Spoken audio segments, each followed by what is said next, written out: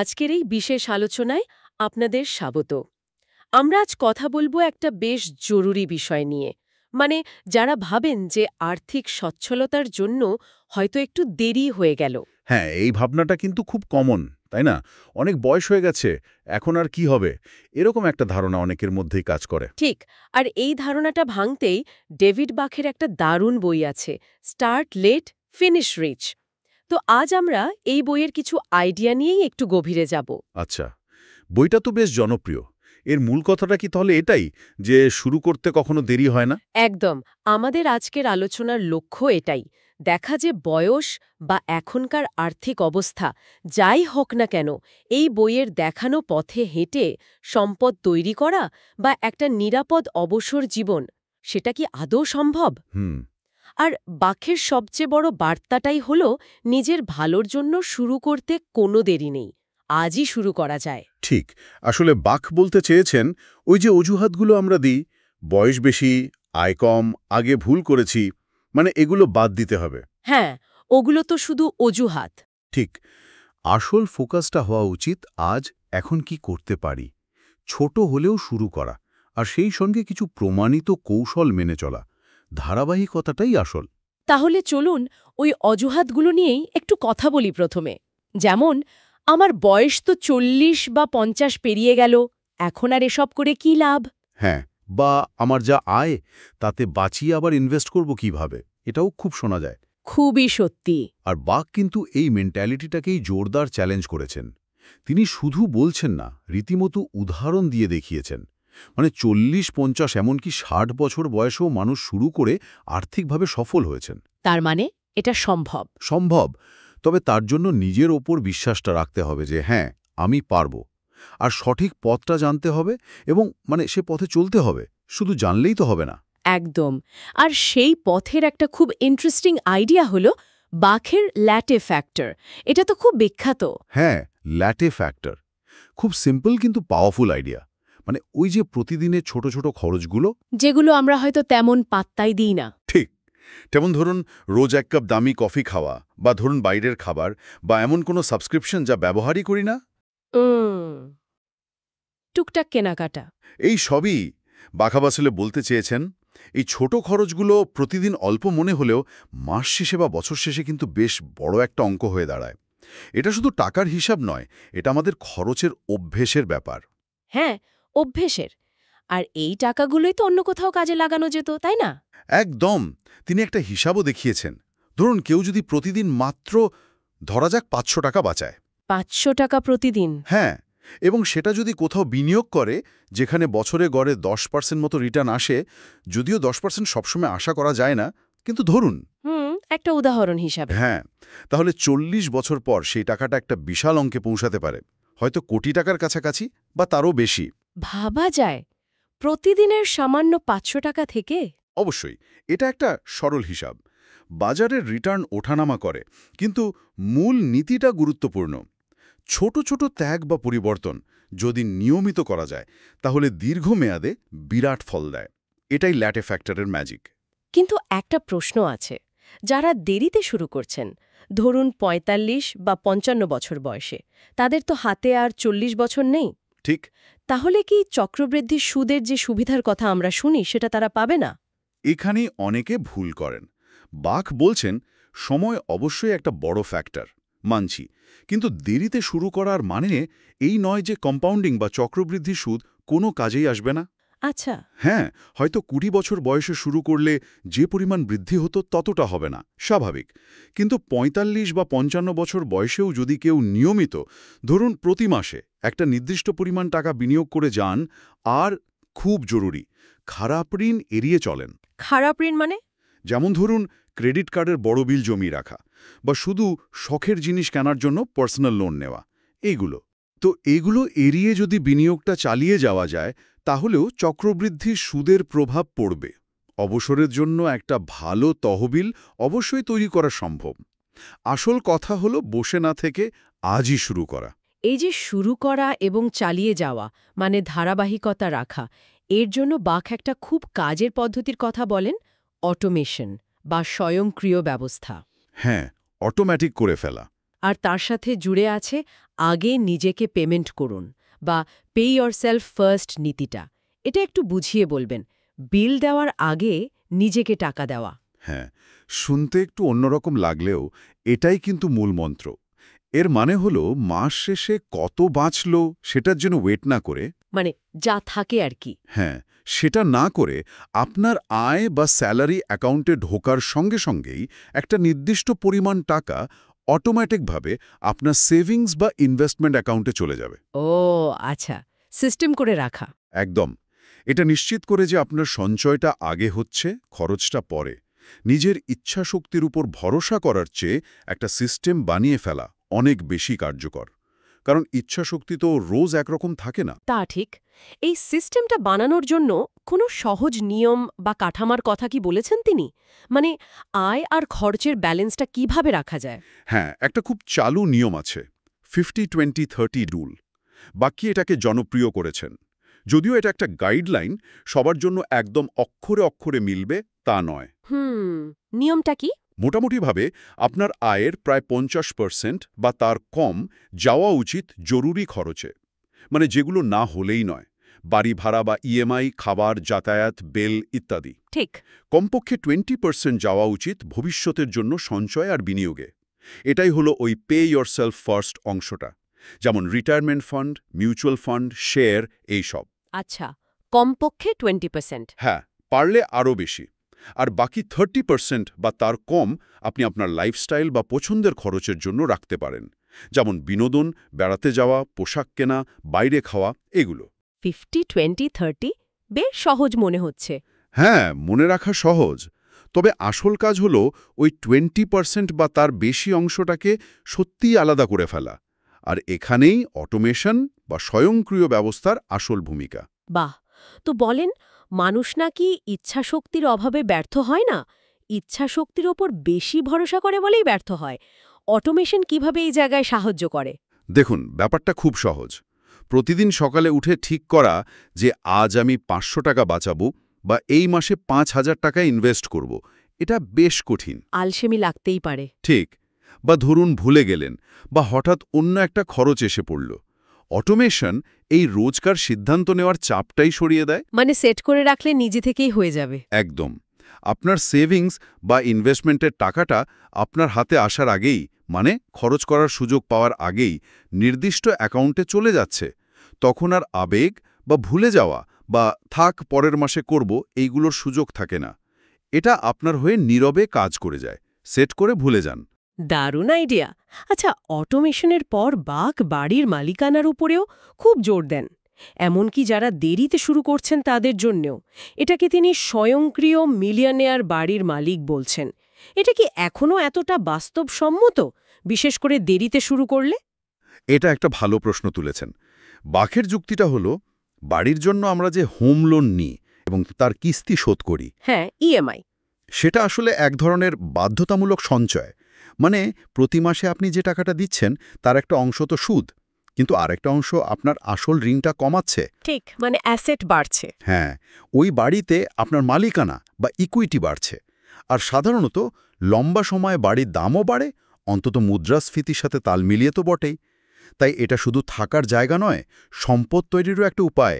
কিন্তু দেরিতে শুরু করলে, মানে ধরুন 50 বছর বয়সে হোম লোন নিলেন, সেটা শোধ করতে তো অনেক দিন লেগে যাবে। অবসরের পরেও হয়তো লোন চলবে। সেটা একটা চিন্তার বিষয়। তাই পরিকল্পনাটা খুব সাবধানে করতে হবে। হয়তো খুব বড় বাড়ি না কিনে সাধ্যের মধ্যে শুরু করা যেতে পারে, অথবা এমন জায়গায় যেখানে দাম তুলনামূলক কম। কিন্তু মূল সুবিধাটা হলো ওই বাধ্যতামূলক সঞ্চয় আর অ্যাসেট তৈরি হওয়া।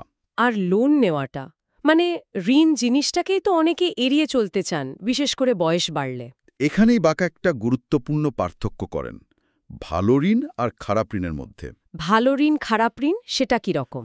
বাড়ির মর্টগেজ বা হোম লোনকে তিনি সাধারণত ভালো ঋণ বলেন, কারণ এটা দিয়ে আপনি এমন একটা জিনিস কিনছেন যার দাম ভবিষ্যতে বাড়ার সম্ভাবনা। আচ্ছা, অ্যাসেট। হ্যাঁ। অন্যদিকে ধরুন ক্রেডিট কার্ডে বিশাল বিল জমিয়ে রাখা যার সুদ অনেক বেশি, বা ধরুন দামি ফোন কেনার জন্য পার্সোনাল লোন নেওয়া বা গাড়ির লোন, এগুলোর বেশিরভাগই খারাপ ঋণ, ব্যাড ডেপ্ট।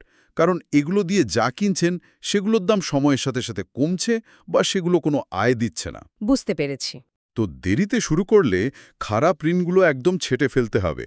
আর ভালো ঋণ যেমন হোম লোন খুব ভেবেচিন্তে নিজের সামর্থ্য বুঝে নিতে হবে। আর যদি অবসরের আগে লোনটা শোধ করে ফেলা যায়? তাহলে তো সোনাই সোহাগা, কারণ তখন আপনার মাসিক খরচের একটা বিশাল অংশ বাড়ি ভাড়া বা লোনের কিস্তি আর থাকছে না। এটা অবসর জীবনে বিরাট একটা আর্থিক স্বস্তি দেয়। তাই দেরিতে হলেও বাড়ির মালিকানাকে স্কিনির বাক একটা গুরুত্বপূর্ণ স্ট্র্যাটেজি হিসেবে দেখেন। এবার একটু বিনিয়োগের দিকে আসি। অটোমেটিক সেভিংস তো হলো, কিন্তু টাকাটা খাটাবো কোথায় আর কখন? অনেকেই তো ভাবেন শেয়ার বাজারে কখন ঢুকবো, কখন বেরোবো, মানে টাইমিংটা খুব জরুরি। আর বাক ঠিক এই চিন্তাটাকেই একটা মস্ত বড় ফাঁদ বলেছেন। ফাঁদ কেন? কারণ বাজারকে নিখুঁতভাবে টাইম করা, মানে কখন সবথেকে কম দামে কিনে সবচেয়ে বেশি দামে বেচব, এটা প্রায় অসম্ভব একটা কাজ।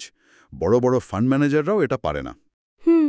আর এই সঠিক সময়ের জন্য অপেক্ষা করতে করতে বহু লোক বিনিয়োগ শুরুই করতে পারে না, বছর কেটে যায়। তাই বাখের পরামর্শ খুব স্পষ্ট। বিনিয়োগ শুরু করার সেরা সময় ছিল গতকাল, দ্বিতীয় সেরা সময় হল আজ। মানে অপেক্ষা করা চলবে না? একদম না। শুরু করে দিন, নিয়মিত করতে থাকুন। এর জন্য তিনি কি কোনো সহজ হিসাবও দিয়েছিলেন? ওই যে প্রতিদিন 14 মিনিটের নিয়ম? হ্যাঁ, ওটা আসলে ল্যাটে ফ্যাক্টরের ধারণাকেই একটু অন্যভাবে বলা। তিনি বোঝাতে চেয়েছেন, ধনী হওয়ার জন্য বা বিনিয়োগ করার জন্য প্রতিদিন বিরাট কিছু সময় বা টাকা লাগে না। আচ্ছা। তিনি একটা অঙ্ক কষে দেখিয়েছেন যে প্রতিদিনের একটা ছোট খরচ, ধরুন ওই 1 কাপ কফি বা একটা স্ন্যাক্সের দাম, যেটা আয় করতে আপনার হয়তো দিনে 14-15 মিনিট কাজ করতে হয়। হুম। শুধু ওইটুকু সময়ের আয়ের সমান টাকা যদি রোজ নিয়ম করে বিনিয়োগ করা যায়, তাহলে সেটাই লম্বা সময়ে অনেক বড় হয়ে উঠতে পারে। এটা আসলে বিনিয়োগ ভয় পাওয়ার বদলে সহজ আর সম্ভব মনে হতে সাহায্য করে। থাকে সেগুলোর সদ্ব্যবহার করা। যেমন আমাদের এখানে ইপিএফ, পিপিএফ, এনপিএস এই ধরনের। একদম। এগুলোতে নিয়মিত টাকা রাখলে কর ছাড়ের সুবিধা পাওয়া যায়, আবার লম্বা সময়ের জন্য টাকাটা বাড়েও। এটা একটা খুব ভালো শুরু। আর এছাড়া তিনি ইন্ডেক্স ফান্ড আর ইটিএফ, এক্সচেঞ্জ ট্রেডেড ফান্ডস এর ওপর খুব জোর দেন। এগুলো কেন ভালো? কারণ এগুলোর মাধ্যমে আপনি কোনো একটা বা দুটো শেয়ারের উপর বাজি না ধরে পুরো বাজারের একটা বড় অংশের, যেমন ভারতের ক্ষেত্রে নিফটি 50 বা সেন্সেক্স, এর সব শেয়ারের ওপর একসাথে বিনিয়োগ করতে পারেন। মানে ঝুঁকিটা ছড়িয়ে যায়। ঠিক ডাইভার্সিফিকেশন হয়। আর এগুলোর ম্যানেজমেন্ট ফি বা খরচও সাধারণত কম থাকে। ফলে যারা বাজার নিয়ে খুব বেশি মাথা ঘামাতে চান না বা সময় দিতে পারেন না, তাদের জন্য ইন্ডেক্স ফান্ড বা ইটিএফ খুব ভালো অপশন। দীর্ঘমেয়াদে বাজারের গড় রিটার্নটা পাওয়ার সম্ভাবনা থাকে। কিন্তু বাজারে তো দাম ওঠানামা করে। আজ কিনলাম, কাল যদি দাম কমে যায়, এই ভয়টা তো থাকেই। অবশ্যই থাকে। আর এই ভয়টা কাটানোর জন্যই বাঘ একটা দারুণ কৌশলের কথা বলেন, dollar cost averaging. Dollar cost averaging এটা কি? এটা হলো বাজারের অবস্থা যাই হোক না কেন, দাম বাড়ুক বা কমুক, আপনি প্রতি মাসে বা নির্দিষ্ট সময় পর পর একটা ফিক্সড অ্যামাউন্টের টাকা বিনিয়োগ করে যাবেন। যেমন প্রতি মাসের 5 তারিখে 5,000 টাকা, এরকম? হ্যাঁ, ধরুন সেরকম। এর ফলে কি হয়, যখন শেয়ার বা ফান্ডের ইউনিটের দাম কম থাকে, তখন আপনি ওই একই টাকায় বেশি ইউনিট কিনতে পারেন। ঠিক। আর যখন দাম বেশি থাকে, তখন কম ইউনিট কেনা হয়। লম্বা সময়ে দেখলে আপনার প্রতি ইউনিটের গড় কেনা দামটা একটা মাঝামাঝি জায়গায় থাকে। আপনাকে বাজার কখন ভালো কখন খারাপ এই চিন্তাটা করতে হয় না। মানে এটা অনুমানের ঝুঁকি কমায় আর নিয়মানুবর্তিতা বাড়ায়। একদম। এটা আপনাকে ডিসিপ্লিন রাখে আর বাজারের টেম্পোরারি ওঠানামায় প্যানিক করা থেকে বাঁচায়। দেরিতে শুরু করা বিনিয়োগকারীদের জন্য এটা খুব জরুরি একটা কৌশল। বাকির আরেকটা ধারণার কথা মনে পড়ছে, ডাবল ল্যাটে ফ্যাক্টর। এটা কি শুধু ডাবল কফির পয়সা বাঁচানো? না না, তার চেয়ে একটু বেশি। এটা হলো আপনার সম্পদ তৈরির গতিটাকে আরও বাড়িয়ে দেওয়ার একটা ডুয়াল অ্যাপ্রোচ। Dual approach? হ্যাঁ, একদিকে আপনি ল্যাটে ফ্যাক্টর মেনে আপনার ছোট ছোট অপ্রয়োজনীয় খরচগুলো কমাচ্ছেন এবং সেই টাকাটা বিনিয়োগ করছেন। মানে খরচ কমানো? ঠিক। আর অন্যদিকে একই সময়ে আপনি চেষ্টা করছেন আপনার আয় বাড়াতে। ও, খরচ কমানো আর আয় বাড়ানো দুটোই একসাথে। এক্স্যাক্টলি। যদি দুটোই একসাথে করা যায়, তাহলে আপনার হাতে বিনিয়োগ করার জন্য দয়চলিক বেশি টাকা আসবে আর আপনার আর্থিক লক্ষ্যে পৌঁছানোর স্পিডটাও অনেক বেড়ে যাবে, প্রায় দ্বিগুণ হয়ে যেতে পারে। আয় বাড়ানোর কথাটা খুব গুরুত্বপূর্ণ বললেন, কারণ অনেকেই বিশেষ করে বয়স বাড়লে ভাবেন আমার যা স্যালারি এটাই ফাইনাল, আর তেমন কিছু করার নেই। এটাকেও বাক একটা লিমিটিং বিলিফ বা মানসিক বাধা হিসাবে দেখেন। তিনি জোর দিয়ে বলেন, বয়স বাড়লেও বা একটা চাকরিতে থাকলেও আয় বাড়ানোর অনেক রাস্তা খোলা থাকে। যেমন যেমন ধরুন সাইড হাসেল, মানে চাকরির পাশাপাশি অন্য কোনো কাজ করে অতিরিক্ত আয় করা। হতে পারে সেটা আপনার কোনো শখ বা দক্ষতা কাজে লাগিয়ে। ফ্রিল্যান্সিং বা কনসাল্টিং। হ্যাঁ, অথবা অনলাইন টিউশন বা কোনো জিনিস বানিয়ে বিক্রি করা বা ছোটখাটো একটা অনলাইন ব্যবসা। একটু অতিরিক্ত খাটনি হবে হয়তো, কিন্তু এটা আপনার দেরিতে শুরু করা আর্থিক প্ল্যানটাকে বিরাট একটা বুস্ট দিতে পারে। তিনি কি শখকে আয়ের উৎস করার কথাও বলেন? হ্যাঁ, এটাকে তিনি বলেন প্যাশন আর প্রফিটের মেলবন্ধন। আমাদের অনেকেরই তো কিছু না কিছু শখ বা প্রতিভা থাকে। কেউ হয়তো ভালো লেখেন, কেউ ছবি আঁকেন, কেউ রান্না করেন, কেউ বা কোনো বিষয়ে খুব ভালো জানেন। হুম। বাকুৎসাহ দেন এগুলোকে শুধু হবি হিসেবে না দেখে এগুলো থেকে কিভাবে আয় করা যায় সেই রাস্তাটা খুঁজে বের করতে। আজকাল ইন্টারনেটের যুগে এটা কিন্তু আগের চেয়ে অনেক সহজ। এর ফলে তো শুধু আয় বাড়ছে না, আয়ের একাধিক উৎসও তৈরি হচ্ছে। একদম। আর এটাই আরেকটা খুব গুরুত্বপূর্ণ বিষয়। বাক বলেন শুধু একটা আয়ের উৎসের উপর নির্ভর করাটা খুব ঝুঁকিপূর্ণ। চাকরি চলে গেলে বা ব্যবসায় মন্দা লেলে ঠিক, তখন পুরো আর্থিক অবস্থাটাই টালমাটাল হয়ে যেতে পারে। তাই তিনি একাধিক আয়ের উৎস, মাল্টিপল স্ট্রিমস অফ ইনকাম তৈরির উপর খুব জোর দেন। সেটা কিরকম হতে পারে? কিছু হতে পারে অ্যাক্টিভ ইনকাম, যেখানে আপনাকে সরাসরি সময় বা শ্রম দিতে হচ্ছে, যেমন ওই সাইড হাসেল বা ফ্রিল্যান্সিং। আর কিছু হতে পারে প্যাসিভ বা semi passive income. Passive income? হ্যাঁ, যেমন ধরুন বাড়ি বা দোকান ভাড়া থেকে আয়, শেয়ার বা মিউচুয়াল ফান্ড থেকে পাওয়ার ডিভিডেন্ড, বই বা গানের রয়্যালটি, বা এমন কোনো অনলাইন অ্যাসেট যা থেকে নিয়মিত আয় আসতে থাকে কিন্তু খুব বেশি সময় দিতে হয় না। একাধিক উৎস থাকলে মানে আর্থিক নিরাপত্তা অনেক বাড়ে। অবশ্যই। একটা উৎস বন্ধ হয়ে গেলেও অন্যগুলো সাপোর্ট দেয়। এটা আপনার আর্থিক স্বাধীনতা বাড়ায়। বেশ, এবার একটু অবসরের বাস্তবতা আর মানসিকতার দিকে আসি। অনেকেই তো রিটায়ারমেন্টের জন্য একটা বিশাল অঙ্ক মানে কোটি কোটি টাকার কথা ভেবে ভয় পেয়ে যান, বিশেষ করে যারা দেরিতে শুরু করেছেন। হ্যাঁ, এই ভয়টা খুব বাস্তব। কিন্তু বাক এই ভয়টাকেও একটু যুক্তিসঙ্গত জায়গায় আনতে চেয়েছেন। তিনি বলছেন, আমরা অনেক সময় অবসরের জন্য প্রয়োজনীয় টাকার অঙ্কটা একটু বেশিই ভেবে ফেলি। তাই হ্যাঁ, অবশ্যই একটা ভালো সঞ্চয় দরকার, কিন্তু তার মানে এই নয় যে বিশাল ধনী না হলে চলতেই পারবে না। জীবনযাত্রায় কিছু পরিবর্তন এনেও কিন্তু প্রয়োজন মেটানো যায়। যেমন যেমন ধরুন অবসরের পর খরচগুলো একটু কমানো, হয়তো বড় শহর ছেড়ে একটু কম খরচের জায়গায় চলে যাওয়া, বা বড় বাড়ি ছেড়ে ছোট বাড়িতে শিফট করা। লাইফস্টাইলটাকে একটু সিম্পল করলে আপনার জমানো টাকা দিয়ে অনেক বেশি দিন চলতে পারে। আর সরকারি বা অন্যান্য সুবিধার কথাও তো আছে। অবশ্যই। বিভিন্ন দেশে বিভিন্ন রকম সোশ্যাল সিকিউরিটি বা সরকারি পেনশনের ব্যবস্থা থাকে। যেমন আমেরিকা সোশ্যাল সিকিউরিটির কথা তিনি বলেছেন, কিভাবে দেরিতে ক্লেম করলে বেশি সুবিধা পাওয়া যায়। আমাদের দেশেও তো প্রভিডেন্ট ফান্ড বা সিনিয়র সিটিজেনদের জন্য কিছু স্কিম আছে। একদম। সেই সব স্কিম, পেনশনের নিয়ম বা স্বাস্থ্য বীমার সুবিধাগুলো ভালো করে জেনে নেওয়া দরকার। এগুলো আপনার অবসরকালীন আয়ের একটা গুরুত্বপূর্ণ অংশ হতে পারে। এগুলোকে হিসাবে ধরেই কিন্তু প্ল্যানটা করা উচিত। তাহলে সব মিলিয়ে বাকের ফিনিশ রিচ প্ল্যানটা দাঁড়াচ্ছে দেরিতে শুরু করলেও স্মার্টলি ইনভেস্ট করতে হবে, বিশেষ করে অটোমেটেড উপায়ে আর ডলার কস্ট অ্যাভারেজিং ব্যবহার করে। হ্যাঁ, সম্ভব হলে বাড়ি কেনার কথা ভাবতে হবে ভালো ঋণ ব্যবহার করে। ঠিক। একাধিক আয়ের উৎস তৈরি করতে হবে খরচ কমানোর পাশাপাশি। হুম। আর অপ্রয়োজনীয় বা খারাপ ঋণ এড়িয়ে চলতে হবে। এই সব কিছুকে একসাথে মিলিয়ে একটা প্ল্যান তৈরি করা। একেবারে। এই সবগুলোর সমন্বয়ে একটা আরামদায়ক আর আর্থিকভাবে নিরাপদ অবসর জীবন কিন্তু দেরিতে শুরু করেও পাওয়া সম্ভব। এটাই বাকের মূল বার্তা। আর এর পেছনে মানসিকতার ভূমিকাটাও খুব বড়, তাই না? নিঃসন্দেহে। বাক বারবার মনে করিয়ে দেন, ধনী হওয়া মানে শুধু অনেক টাকা জমানো নয়, আসল সম্পদ হল আর্থিক স্বাধীনতা। Financial freedom. হ্যাঁ, নিজের পছন্দ অনুযায়ী বাঁচার স্বাধীনতা, সময়ের ওপর নিজের কন্ট্রোল থাকা, আর একটা মানসিক শান্তি। টাকার চিন্তা থেকে মুক্তি পেয়ে পরিবারকে সময় দেওয়া, নিজের শখ পূরণ করা বা এমনকি সমাজে কিছু কন্ট্রিবিউট করা, এই সবই কিন্তু ধনী হওয়ার অংশ। আর্থিক সচ্ছলতা এই স্বাধীনতাগুলো এনে দেয়। দারুণ। তাহলে আজকের আলোচনা থেকে আমরা এই মূল বার্তাটাই নিতে পারি যে নিজের আর্থিক ভবিষ্যৎ বদলানোর জন্য কোনো সময়েই খুব বেশি দেরি নয়। একদম। প্রতিদিনের ছোট্ট ছোট সিদ্ধান্ত, যেমন একটা অপ্রয়োজনীয় খরচ বাঁচিয়ে সেটাকে বিনিয়োগে লাগানো, এটাই লম্বা সময়ে বিশাল পার্থক্য তৈরি করতে পারে। ঠিক। যদি কয়েকটা মূল করণীয় বিষয় আরেকবার বলি, আপনার সঞ্চয় আর বিনিয়োগ যতটা সম্ভব অটোমেটিক করুন। বাজারের ওঠানামা নিয়ে ভয় না পেয়ে নিয়মিত বিনিয়োগ চালিয়ে যান, অল্প হলেও ডলার কস্ট অ্যাভারেজিং মনে রাখবেন। আচ্ছা। সম্ভব হলে ভেবেচিন্তে বাড়ির মালিক হওয়ার চেষ্টা করুন। আর শুধু খরচ কমানো নয়, আয় বাড়ানোর দিকেও নজর দিন। আর ভবিষ্যতের সুরক্ষার জন্য প্ল্যান করুন। একদম।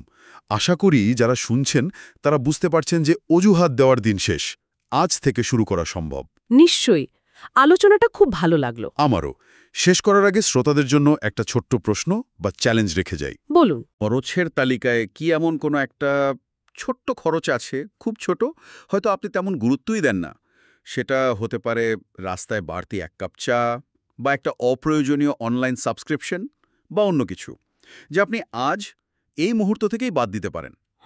আর সেই টাকাটা সরাসরি আপনার সঞ্চয় বা বিনিয়োগের দিকে পাঠাতে পারেন। শুধু ভাববেন না, আজই কাজটা করে দেখুন না একবার, দেখুন কেমন লাগে।